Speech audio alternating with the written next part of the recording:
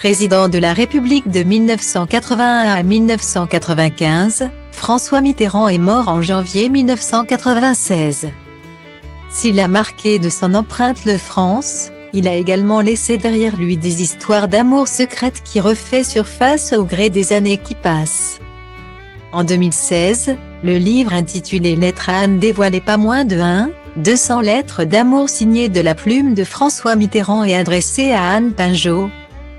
Pendant une trentaine d'années, l'homme politique et l'historienne d'art ont entretenu une histoire en coulisses des plus hautes sphères de l'État.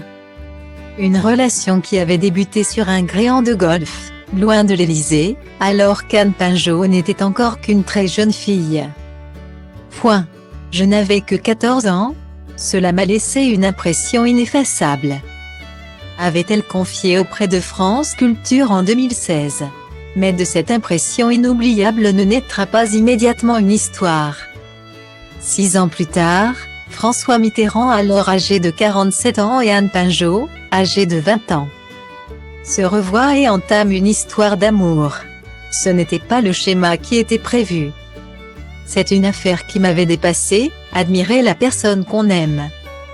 C'est un immense bonheur. 32 ans de vie intense de bonheur et de malheur, avait-elle conclu. Le 6 septembre 2021, une journaliste du Monde, Solène de Royer, publie un livre intitulé Le Dernier Secret.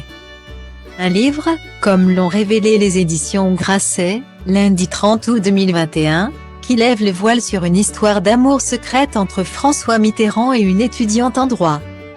Une relation qui serait, selon la journaliste, restée secrète jusqu'alors. Le livre révèle le dernier secret du président, annonce la maison d'édition, comme l'ont rapporté nos confrères de France Info. En effet, l'auteur du livre raconte l'histoire de cette étudiante prénommée Claire et du président de la République, qui aurait duré de longues années, malgré leurs 50 ans de différence d'âge. Les deux amants s'aimeront à huis clos, jusqu'à la fin, en 1996. Cette relation qui unissait les deux amoureux cachés est digne des plus beaux romans tragiques. Il s'agit d'un récit amoureux et l'histoire d'un règne. Ce livre mêle portraits, dialogues, souvenirs, déjeuner à l'Élysée, soirées, lectures, promenades sur les quais de la Seine. Carnet, tant volé autant, conclut le communiqué de la maison d'édition. Un récit plein de promesses qui devrait faire couler une nouvelle fois beaucoup d'encre autour de la vie secrète de l'ancien président de la République.